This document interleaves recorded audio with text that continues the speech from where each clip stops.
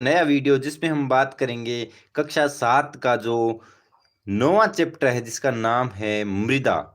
तो इसमें हम बात करेंगे कि मृदा के बारे में जितनी भी इंफॉर्मेशन है इस चैप्टर में वो हम पूरी डिस्कस करेंगे। तो वीडियो में अंत तक बने रहना। और अगर आपने अभी तक वीडियो को लाइक नहीं किया है तो जल्दी से लाइक कर दें, और चैनल को सब्सक्राइब नहीं किया है तो चैनल को सब्सक्राइब भी कर दें। तो स्टार्ट करते हैं और जल्दी जल्दी जुड़ जाइए।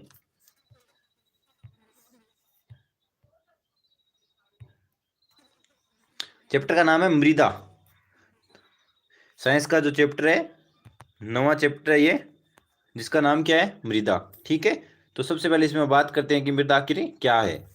मृदा पादपों की जड़ों को दृढ़ता से थामे रखकर तथा उन्हें जल और पोषक तत्वों की आपूर्ति करके उनकी वृद्धि में सहायता करती है। यानी मृदा क्या करती है कि पादपों की जो जड़ें होती हैं उनको क्या प्रदान करती है, दृढ़ता प्रदान करती है और उनको थाम के रखती है।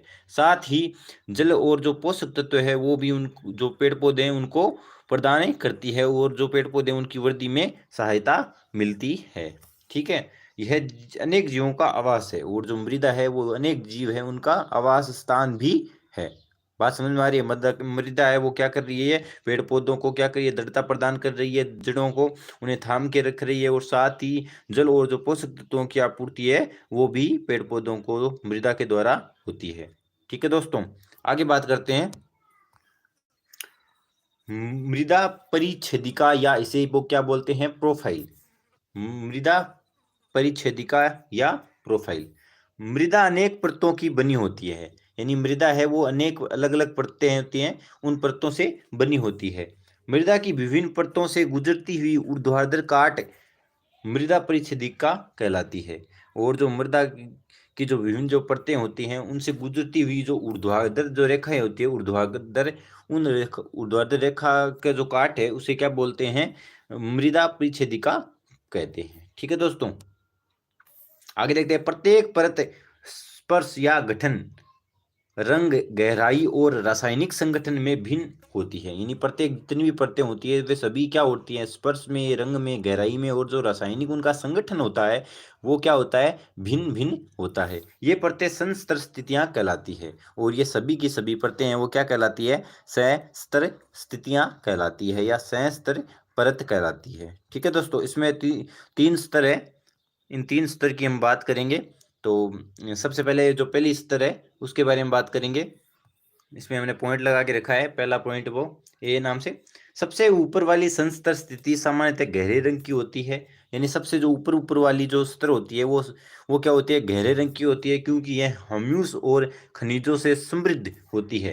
यानी और जो ये ऊपर की जो गहरे रंग की होती है क्योंकि इसमें क्या पाया जाता है, ह्यूमस और जो खनिज पोषक तत्व होते हैं वो अधिक मात्रा में पाए जाते हैं। ह्यूमस मृदा को उर्वरक बनाता है। यानी ह्यूमस है वो क्या करता है, जो मृदा है उसको उर्वरता प्रदान करता है, और पौधों को पोषण प्रदान करता है। और जो पौधे होते हैं, जो प्लांट्स होते हैं, उनको क्या करता है, पोषण या पोषक तत्व है वो प्रदान करता है। ठीक है, भोजन प्रदान करता है। यह परत सामान्यतः मृदु, सैरंध्र और अधिक जल को धारण करने वाली होती है। और जो ये सामान्यतः ये जो परत होती है, जो सबसे ऊपर वाली संस्तर स्थिति की परत होती है वो क्या होती है, मृदु होती है, सरंध्र होती है, और अधिक अधिक जल को धारण करने वाली होती है। इसे शीर्ष मृदा अथवा ए संस्तर स्थिति कहते हैं। और इसे या तो क्या बोलते हैं, ए संस्तर स्थिति, या इसे शीर्ष मृदा भी कहते हैं। इसमें कर्मियों, कृंतकों, छछूंदरों और भृंगुओं जैसे अनेक जीवों का आवास है। और इसमें कर्मी, कृंतक, छछूंदर, भृंगु आदि है वो जीव क्या करते हैं, निवास करते हैं।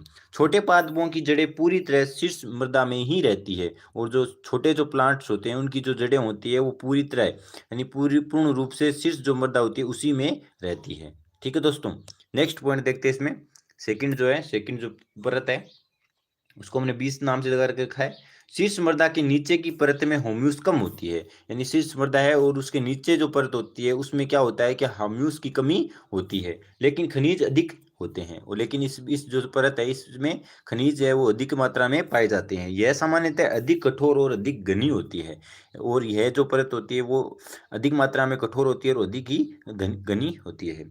यह मध्य परत या बीज संस्तर स्थिति कहलाती है। इस परत को मध्य परत या बीज संस्तर स्थिति भी कहते हैं। ठीक है दोस्तों, तीसरी परत है उसके बारे में देखते हैं। तीसरी परत शीर्ष संस्तर स्थिति कहलाती है, और जो तीसरी परत होती है जो लास्ट में होती है नीचे नीचे, उसे क्या कहते हैं, शीर्ष संस्तर स्थिति, जो दरारों और विदरों युक्त सेलों के छोटे ढेलों की बनी होती है। और ये जो क्या होती है, ये जो परतें दरारों और जो सेल होते हैं, छोटे जो सेल होते हैं उनके ढेलों से बनी होती है। इस परत के नीचे आधार सेल होता है जो कठोर होता है और इसे फावड़े से खोदना कठिन होता है। और जो ये जो नीचे नीचे का जो क्षेत्र जो भाग होता है या परत होती है, ये इसे फावड़े से खोदना बहुत ही मुश्किल या कठिन काम में होता है। ठीक है दोस्तों, आगे बात करते हैं। आगे बात करेंगे मृदा के प्रकार, कि मृदा के आखिर जो प्रकार हैं उनके बारे में। मृदा के प्रकार, इसमें सबसे पहले कुछ बात करते हैं।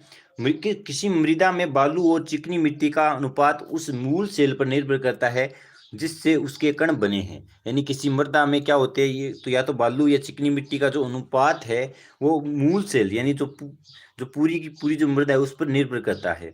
यानी जो पूरी मृदा में जो होते हैं ना, जो मूल सेल यानी मूल कण होते हैं उन पर निर्भर करता है जिसके वो कण बने हैं। यानी जो मोटे या जो छोटे कण होते हैं उन वो सभी मिलते हैं। ठीक है, तो उससे पता चलता है कि कौन सी मृदा कैसी है, चिकनी है, बालू है।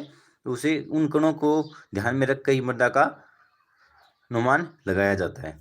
सेल कण और हम्यूस का मिश्रण मृदा कहलाता है, और जो सेल कण और जो हम्यूस है वो मिलकर या उनका मिश्रण है वो क्या कहलाता है, मृदा कहलाता है। जीवाणु जैसे बैक्टीरिया, पादप मूल और केंचुए जैसे जीव भी मृदा के महत्वपूर्ण अंग होते हैं। जीवाणु जैसे बैक्टीरिया होते हैं, कुछ पादप मूल, केंचुए आदि से भी क्या है, मृदा का एक महत्वपूर्ण अंग या मृदा के बहुत महत्वपूर्ण अंग होते हैं।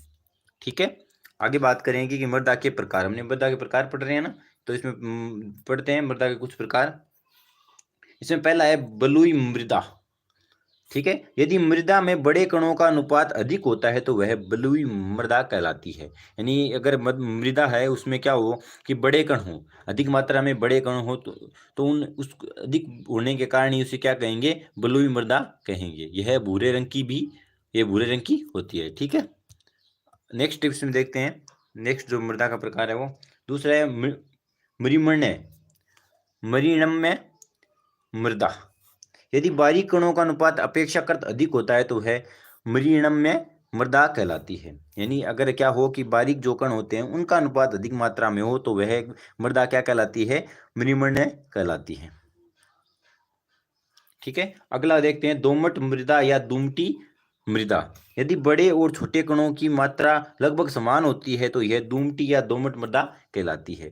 यानी अगर बड़े कण और छोटे कण है उनका अनुपात क्या है, बराबर है, तो वो मृदा कैसी कहलाएगी, दोमट मृदा या दुमटी मृदा कहलाएगी। ठीक है,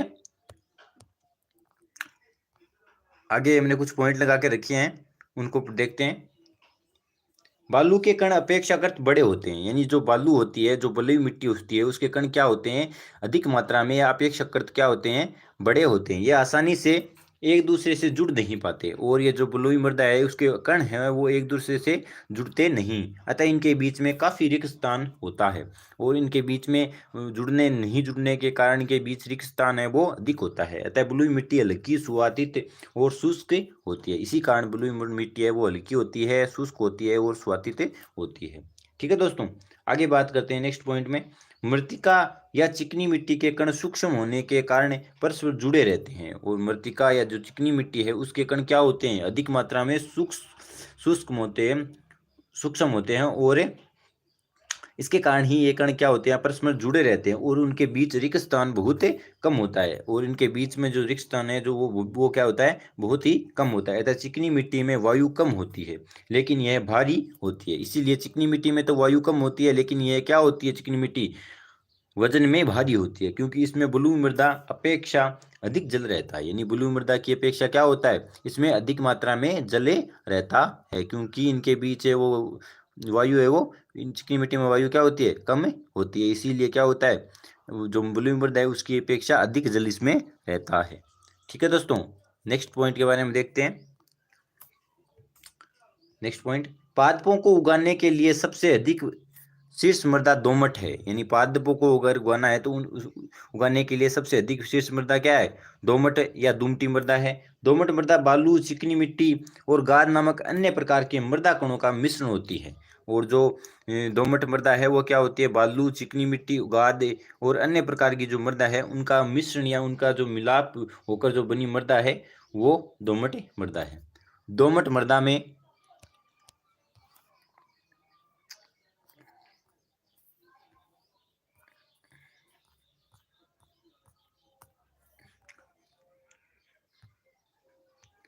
दोमट मृदा में भी ह्यूमस होती है।